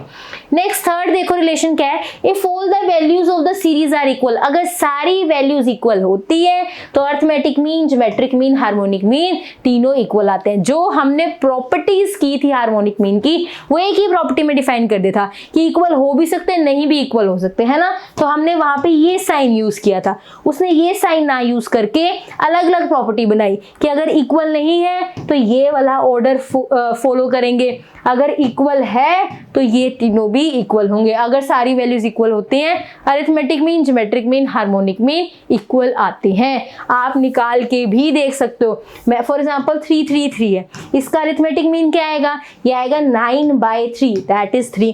ज्योमेट्रिक मीन निकालो, ज्योमेट्रिक मीन कैसे होगा, 3 × 3 × 3 कितनी वैल्यूज है, 3 है। इसका मतलब क्या होता है कि इसका एक बाहर आएगा, 1/3 का मतलब 3 का पेयर एक बार बाहर लिखा जाएगा, ये 3 है ना, इसको एक बार लिखेंगे, ये 3 आ गया। इसका मतलब यही होता है 1/3 का मतलब कि जो चीज अंदर 3 बार लिखी है, अगर आपने ये पावर हटानी है उस 3 बार वाली चीज को सिर्फ एक बार लिखो। तो ये मैंने चीजें 3 बार लिखी थी तो मैंने इस 3 बार वाली चीज को एक बार लिखा तो ये 1/3 हट गया। तो अरिथमेटिक मीन भी 3 आया, ज्योमेट्रिक मीन भी 3 आया, आप देखना हार्मोनिक मीन भी 3 आएगा। हार्मोनिक मीन का फॉर्मूला क्या आएगा, 3/1/3 + 1/3 + 1/3 दैट विल बी कितना बन जाएगा, ये हमारे पास बनेगा 3 × 3 और यहाँ पे बनेगा दैट इज 3, तो यहाँ पे आंसर कितना आएगा 3। तो अगर आपने देखा सारी वैल्यूज सेम है, 3 3 3 मैंने सेम वैल्यूज उठाई हैं, उसका अर्थमेटिक भी 3 आ रहा है, ज्योमेट्रिक भी 3 आ रहा है, हार्मोनिक भी 3 आ रहा है। ये एलसीएम लोगे 3 आएगा, वो 3 ऊपर चला गया, एलसीएम लोगे ऊपर भी तो कुछ आएगा ना, है ना, 3 से 3 कैंसिल, आंसर कितना आया 3 आ गया। बताओ बहुत सिंपल है, आप वैसे ऐसे भी ऐड कर सकते हो, अगर सेम होता है ना 1/3 1/3 1/3 सेम है तो इसको ऐड करके 3/3 ही बनता, 1 1 1 सेम है ना, 1 1/3 2 1/3 3 1/3, तो 3 × 1/3 3/3, ये आप क्या ऊपर जाएगा 3 × 3/3, ये कैंसिल हो गया, आंसर कितना आया 3। तो देखो अगर सेम वैल्यूज हैं, arithmetic mean geometric mean harmonic mean same आते हैं। क्लियर है, अर्थमेटिक मीन कैसे निकाला है, इन सबको ऐड किया, 3 से डिवाइड किया। चले आगे। सो ये रिलेशन थे, पहला रिलेशन अगर 2 पॉजिटिव नंबर्स की बात करें ये वाला रिलेशन है, अगर ये डिफरेंट वैल्यूज हैं तो हार्मोनिक मीन सबसे कम, ज्योमेट्रिक अर्थमेटिक सबसे ज्यादा वैल्यू रखता है, और अगर ये इक्वल वैल्यूज हैं तो ये तीनों भी इक्वल हो जाते हैं। नेक्स्ट चलते हैं, रिलेशंस कंप्लीट हो गए, अब देखते हैं क्वेश्चंस हमने क्लास में कितने अच्छे से समझा, वो अब हम देखते हैं क्वेश्चंस हमें आते होंगे अगर हमें चीजें आती हैं। फर्स्ट क्वेश्चन देखो, define geometric mean and discuss it's variable merits and demerits. Geometric mean को डिफाइन करो, बहुत इजीली कर सकते हैं। हमें ज्योमेट्रिक मीन की डेफिनेशन आती है कि कैसे उसको 1/n वाला हमने समझाना है, हम लिख लेंगे। मेरिट्स लिखो, हाँ मेरिट्स रिजिडली डिफाइंड है, सारी ऑब्जर्वेशन को कंसीडर करता चलता है, वो सारी चीजें लिखेंगे। डीमेरिट्स बताओ भाई, इसको कैलकुलेट करना बहुत मुश्किल है, इसमें लोग एंटी लोग होते हैं, वो सारे पॉइंट्स हम यहाँ पे लिख देंगे। Give two practical situations where you will recommend its use. Practical situations बताओ जहां आप इसका यूज बता सकते हो। हमने स्पेसिफिक यूजेस पढ़े हैं ज्योमेट्रिक मीन के, आपको याद है हमने स्पेसिफिक यूजेस पढ़े थे। कहां यूज होता है, मैंने आपको वर्ड भी बताया था, एवरेज परसेंटेज वाला कहां गया, अभी देखते हैं। ये रहा, मैंने बताया था ना, ये वर्ड याद रखना है, एवरेज परसेंटेज इंक्रीज, ये वर्ड याद रखना, एवरेज परसेंटेज इंक्रीज। तो जब भी स्पेसिफिक यूज आए ज्योमेट्रिक मीन का, ये वर्ड आपने as it is average percentage increase, तो उसने यूजेस पूछे, हम इसी के अकॉर्डिंग लिखेंगे।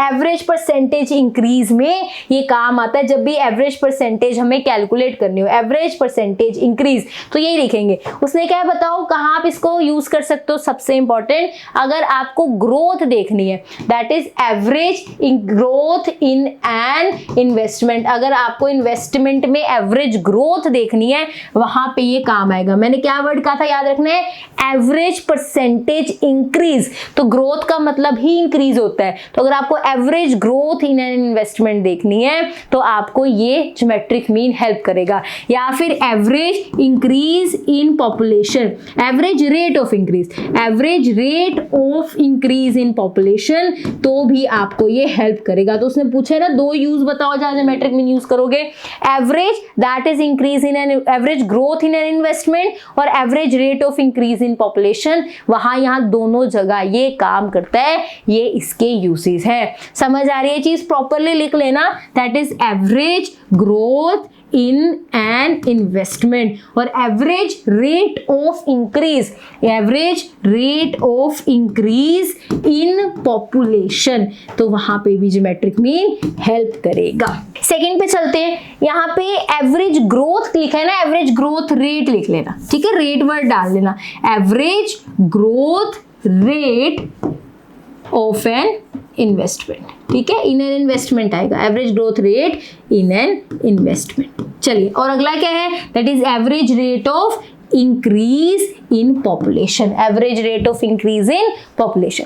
सेकेंड क्या है, define harmonic mean and discuss it's merits and demerits. Harmonic mean हमें पता है, 2 बार रेसिप्रोकल वाला लिखना है।